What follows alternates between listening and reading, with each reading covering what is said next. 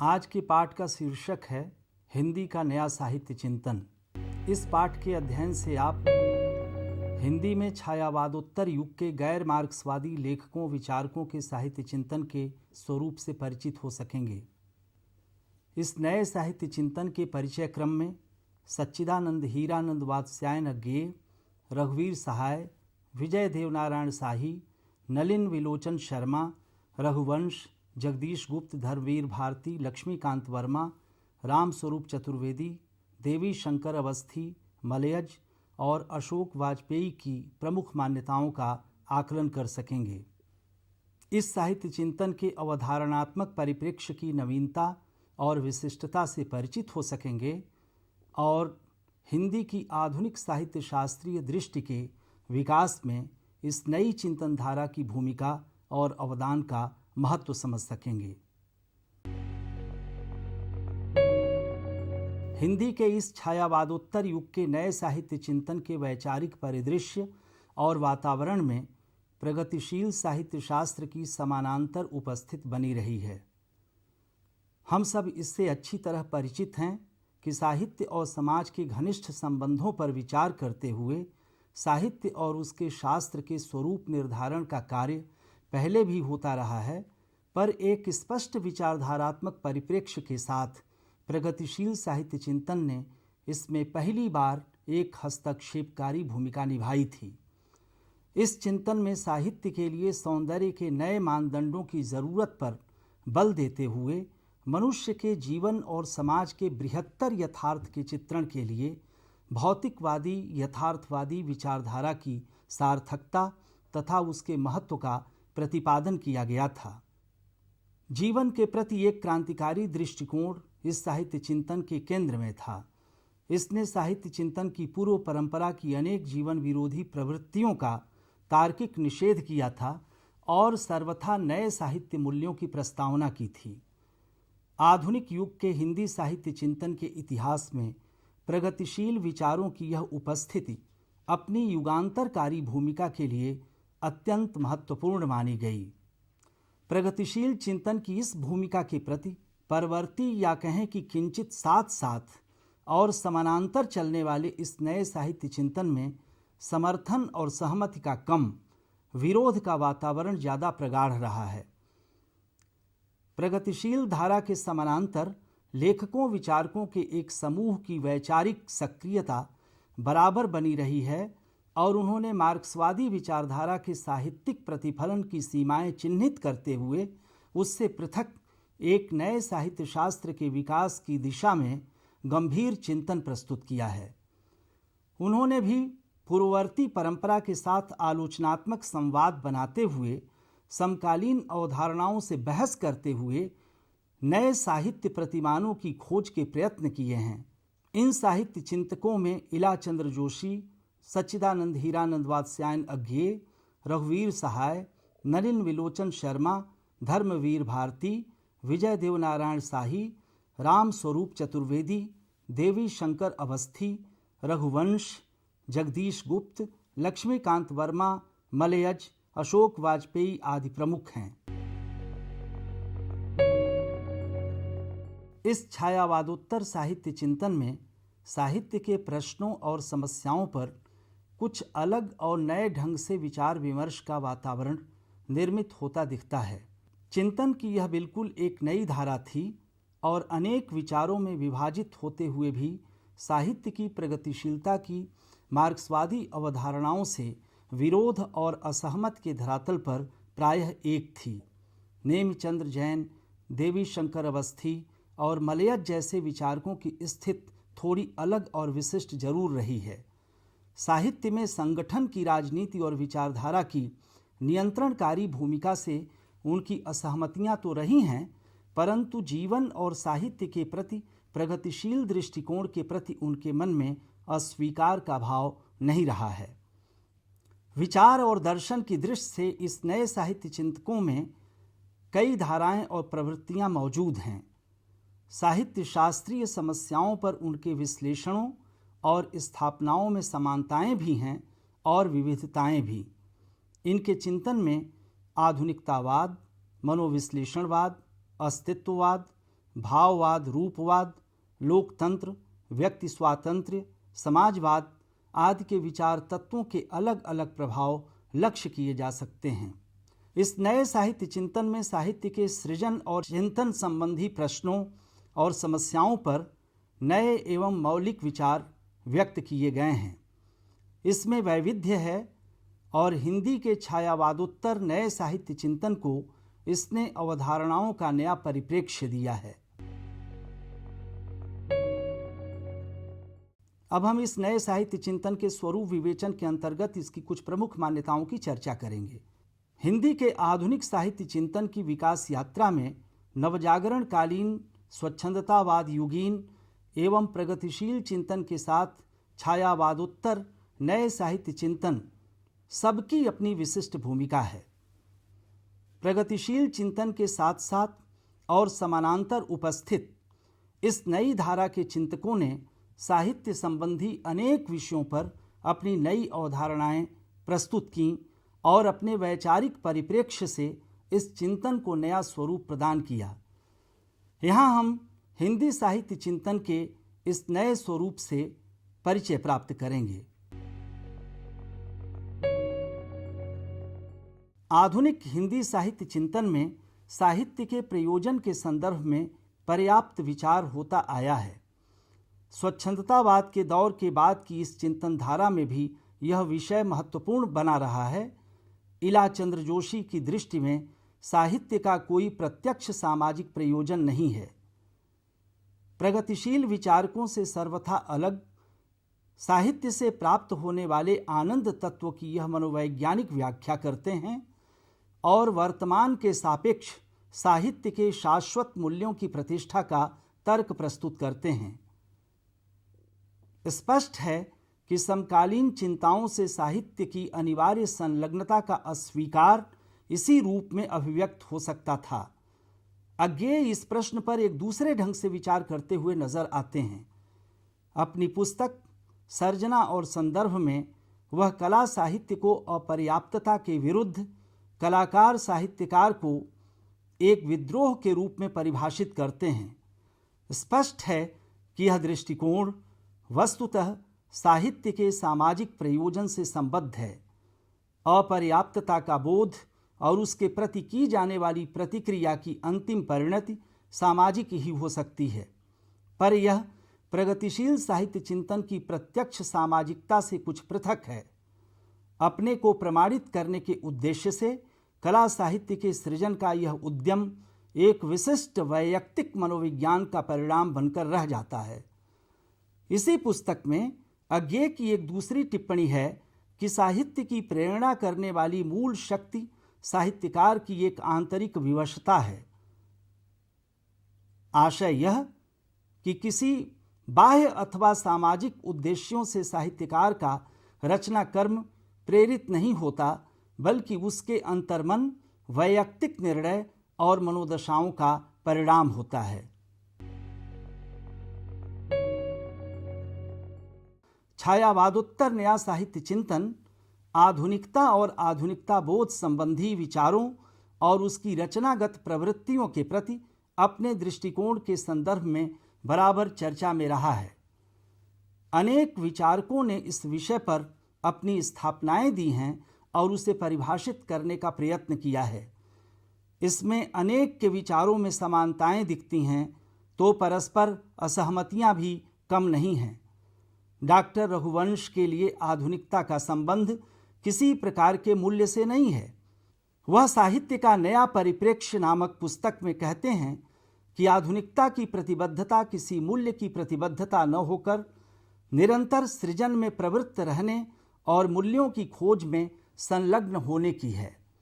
Doctor Raghuvansh का मंतव्य यह है कि जीवन मूल्यों की प्रतिष्ठा के प्रति रचनाकार की प्रतिबद्धता का पुराना मध्यकालीन दृष्टिकोण अब अप्रासंगिक हो चुका है और मूल्यों की खोज के दृष्टिकोण की आधुनिकता ने अब उसकी जगह ले ली है। पहले एक निर्धारित स्थापित आदर्श की प्रतिष्ठा रचनाकार का उद्देश्य था और अब इन आदर्शों की खोज उसका उद्देश्य है।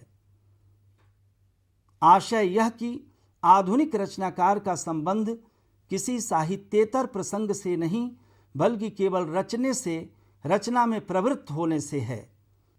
शायद वह कहना चाहते हैं कि रचनाकार की संपृक्ति केवल रचना से होनी चाहिए, जीवन के किसी अन्य प्रसंग से नहीं।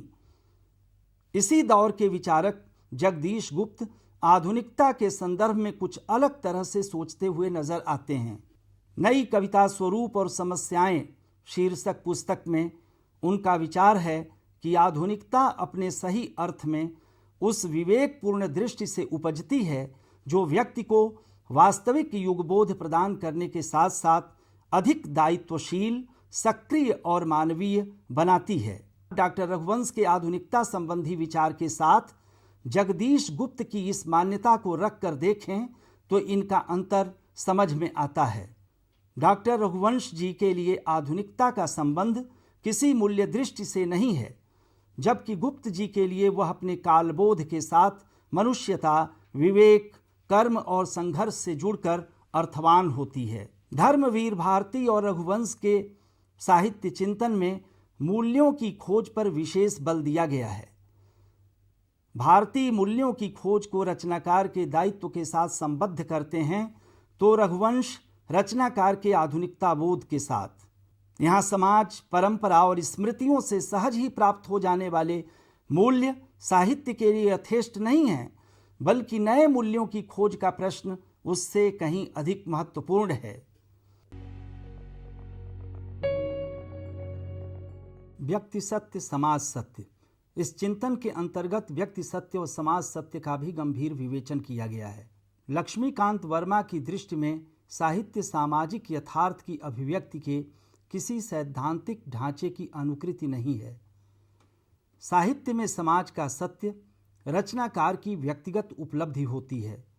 उनका मानना है कि रचनाकार की आत्मोपलब्धि का सत्य यदि अनुभूति के संतुलन के साथ रचना में व्यक्त होता है तो वह व्यापक समाज को प्रभावित करता ही है।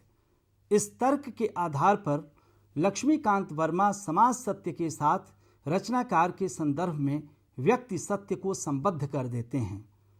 निश्चय ही इस विचार से असहमत नहीं हुआ जा सकता कि रचना का सत्य रचनाकार का व्यक्तिगत स्तर पर उपलब्ध किया गया समाज सत्य ही होता है, जो रचे जाने के बाद एक रचना के रूप में पुनः समाज तक संप्रेषित होता है और उसे प्रभावित करता है।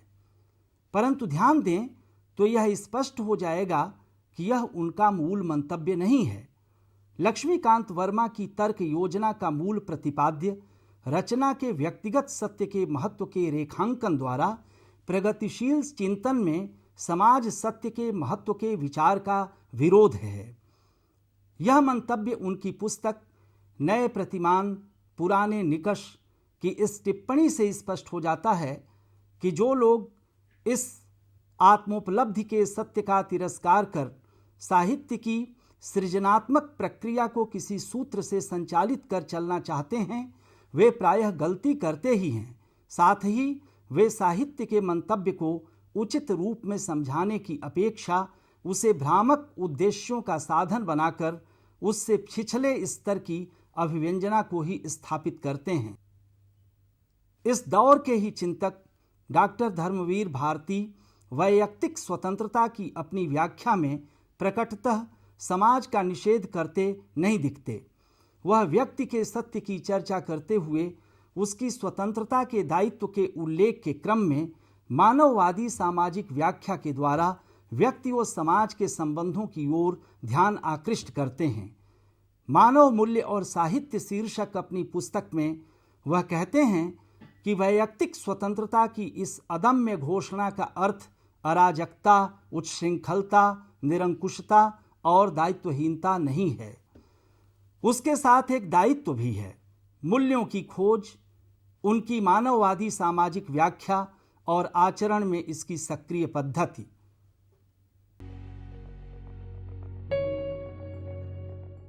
स्वातंत्र्य मूल्य इस नए साहित्य चिंतन का एक चर्चित विषय है।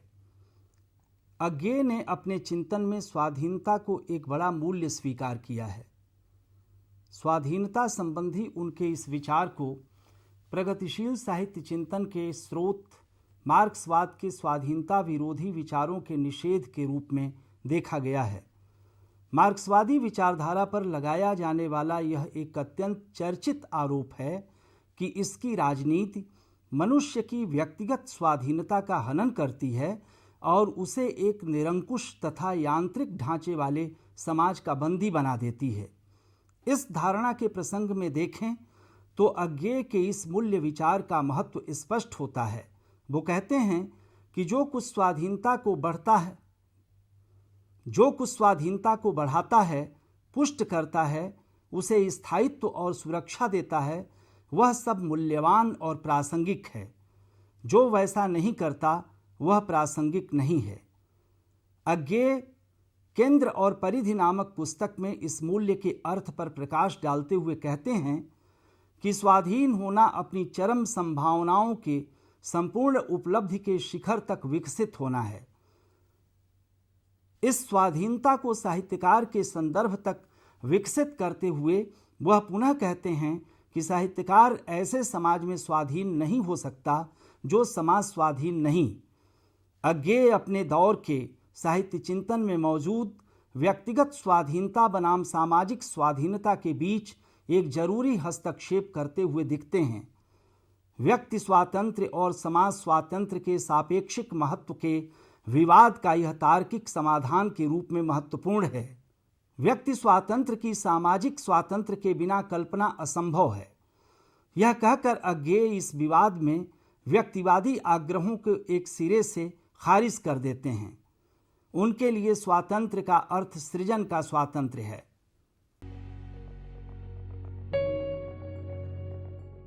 इस छायावादोत्तर नए साहित्य चिंतन में केवल इलाचंद्र जोशी अकेले नहीं हैं जो साहित्य के समसामयिक और तात्कालिक मूल्यों के सापेक्ष स्थायी और शाश्वत मूल्यों के महत्व के पक्ष में तर्क देते देखे जाते हैं। समसामयिकता की अभिव्यक्ति की साहित्यिक प्रवृत्ति के प्रति धर्मवीर भारती भी तीव्र प्रतिक्रिया व्यक्त करते नजर आते हैं। उनकी दृष्टि में साहित्य का प्रयोजन स्थायी जीवन मूल्यों की प्रतिष्ठा है। वह इन्हें साहित्य के लिए अपरिहार्य और मूल्यवान बताते हैं। प्रगतिशील साहित्य चिंतन में जीवन से घनिष्ठ संपृक्ति को आत्यंतिक महत्व के प्रति डॉक्टर रघुवंश के मन में घनिष्ठ संपृक्ति की आत्यंतिक महत्व के प्रति डॉक्टर रघुवंश के मन में इतना प्रबल विरोध भाव है कि वह साहित्य को उसके आदर्श रूप में जीवन समाज से निरपेक्ष मानने लगते हैं। साहित्य का नया परिप्रेक्ष्य नामक पुस्तक में वह जीवन की संपूर्णता के ग्रहण को साहित्य का श्रेष्ठ रूप तो मानते हैं, पर उनका यह भी कहना है कि ऐसा साहित्य अपने समय और समाज से पृथक एक व्यापक संदर्भ ग्रहण कर लेता है। दिलचस्प है कि डॉक्टर रघुवंश के लिए साहित्य में जीवन की व्यापकता का अर्थ देश काल से निरपेक्ष हो जाना है। उनके अनुसार साहित्य के लिए जीवन के वही संदर्भ मूल्यवान और आवश्यक हैं जो युगों युगों से निरंतर चले आ रहे हैं, अर्थात जो स्थायी, शाश्वत और अपरिवर्तनशील हैं। युग जीवन के समकालीन प्रश्न उनके साहित्यिक मानदंडों में स्वीकार्य नहीं हैं। वह साहित्य का नया परिप्रेक्ष्य तो प्रस्तावित करते हैं, किंतु शाश्वत के सामने नए प्रश्नों को साहित्य के लिए स्वीकार नहीं करते। नए साहित्य चिंतकों ने अनुभूति की अद्वितीयता एवं प्रामाणिकता पर गंभीरतापूर्वक विचार विमर्श किया है। अज्ञेय अनुभूति की अद्वितीयता और अर्थ की साधारणता की सिद्धि को रचना प्रक्रिया मानते हैं। इनका कहना है कि जीवन की अनुभूति रचनाकार की अपनी व्यक्तिगत अनुभूति में रूपांतरित होती है। वह रचनानुभूति बनती है और इस रूप में वह अद्वितीय होती है। रचनाकार अपनी इसी अद्वितीय अनुभूति को साहित्य, समाज अथवा सहृदय समाज के लिए साधारणीकृत कराता है। यही अर्थ की साधारणता है। इस पूरी प्रक्रिया को स्पष्ट करते हुए अज्ञेय अपनी पुस्तक सर्जना और संदर्भ में कहते हैं कि अनुभव की अद्वितीयता और अर्थ की साधारणता प्रतिभा के ये दो इष्ट हैं, या कहा जाए कि इन दो ध्येयों का योग ही उसका इष्ट है, जिस प्रक्रिया से ये योग सिद्ध होता है वही रचना प्रक्रिया है।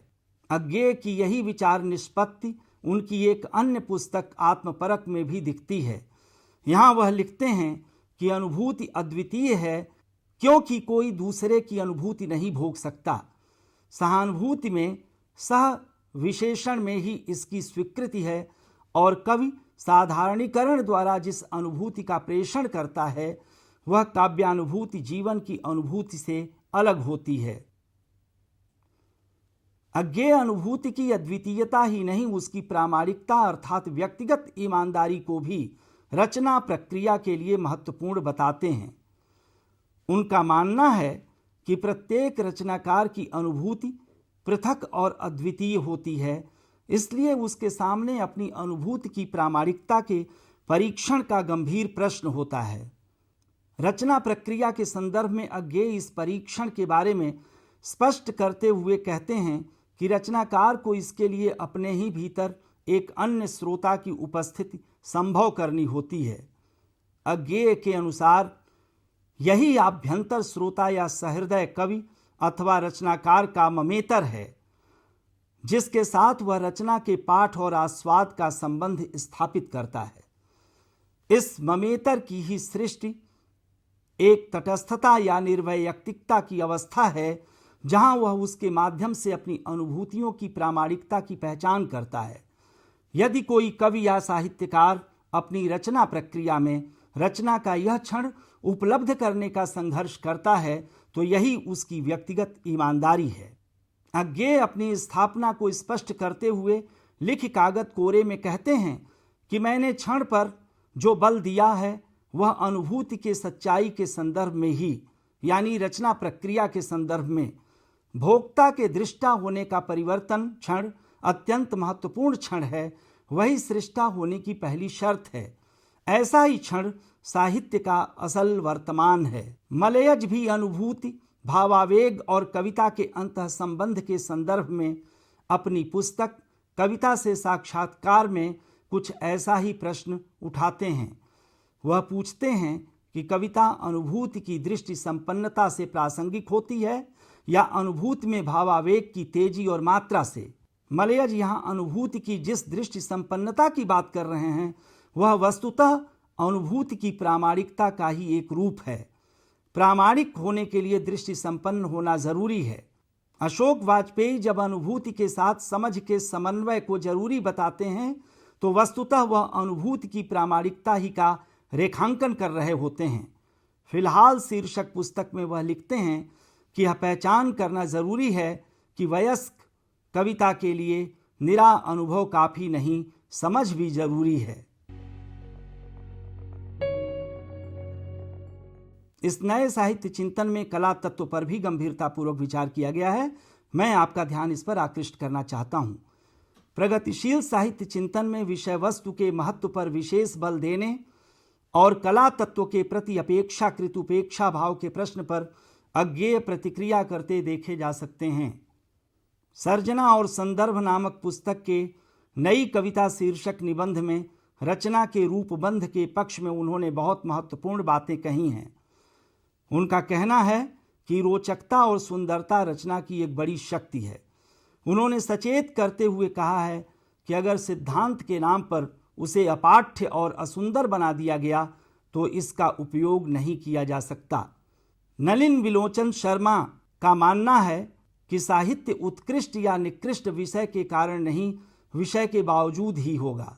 उन्होंने मानदंड शीर्षक अपनी पुस्तक में बर्नार्ड शॉ के बारे में एक अमेरिकी विचारक का संदर्भ देते हुए कहा है कि शॉ ने अपने विचारों को ही सबसे अधिक महत्व दिया, किंतु आज यदि उनका उल्लेख होगा तो जैसा कि एक अमेरिकन आलोचक ने उनकी मृत्यु पर कहा था, उन्होंने क्या कहा था इसके लिए नहीं बल्कि उन्होंने कैसे कहा था इसी कारण। डॉक्टर देवराज भी साहित्य में कलात्मकता को विशेष महत्व देते हैं। वह अपनी पुस्तक साहित्य समीक्षा और संस्कृति बोध में रचना के प्रभाव पक्ष को स्वीकार करते हुए भी एक समीक्षक के कर्तव्य पर अंततः कह बैठते हैं कि समीक्षक के नाते उसे सिर्फ यह दिखाने की कोशिश करनी चाहिए कि कोई लेखक या कृति अपनी निहित दृष्टि को कलात्मक ढंग से प्रकाशित करने में कहाँ तक सफल हो पाई। देवी शंकर अवस्थी ऐसा नहीं मानते। वह भाषिक संरचना के प्रति और अन्य कला उपादानों की तुलना में रचना की समग्र प्रभावान्विति को ज़्यादा महत्वपूर्ण मानते हैं। कहानी के प्रसंग में विचार करते हुए नई कहानी, संदर्भ और प्रकृति शीर्षक पुस्तक में वह गहन जीवनानुभूति को आवश्यक बताते हैं। उनके अनुसार रचना दृष्टि का स्रोत जीवन के प्रामाणिक अनुभव हैं।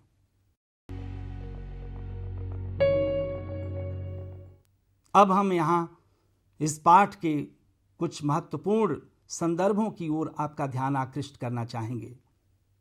हिंदी के आधुनिक साहित्य चिंतन के विकास क्रम में नवजागरण काल, स्वच्छंदतावाद युग तथा प्रगतिशील आंदोलन से निर्मित सृजन और विचार के वातावरण में छायावादोत्तर नया साहित्य चिंतन अपनी नई अवधारणाओं के साथ अपनी अनेक नवीनताओं और विशिष्टताओं के कारण महत्वपूर्ण है। इस काल के साहित्य चिंतन में अपनी पूर्व शास्त्रीय परंपरा के साथ आलोचनात्मक संवाद बनाते हुए देखा जा सकता है।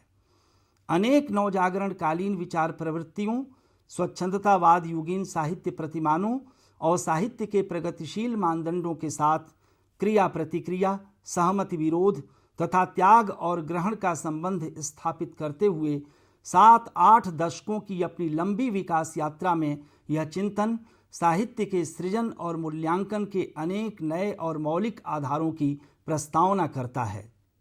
यह विशेष महत्व का विषय है कि अपने साथ साथ और समानांतर चल रहे प्रगतिशील साहित्य चिंतन के साथ वाद विवाद संवाद की प्रक्रिया में इसने निरंतर अपने को भी संशोधित और संवर्धित किया है तथा कतिपय गैर सर्जनात्मक प्रवृत्तियों के संदर्भ में प्रगतिशील साहित्य चिंतन को भी स्वयं पर पुनर्विचार करने की प्रेरणा दी है। अब हम इस पाठ के कुछ महत्वपूर्ण निष्कर्षों की चर्चा करेंगे। स्वच्छंदतावाद युगीन साहित्य चिंतन के पश्चात और प्रगतिशील आंदोलन के समानांतर क्रमशः विकसित होने वाले इस छायावादोत्तर नए साहित्य चिंतन में अपनी पूर्ववर्ती परंपरा और समकालीन चिंतन के पुनर्मूल्यांकन और नए अवधारणात्मक परिप्रेक्ष्य के निर्माण की दिशाएं खुलती हैं।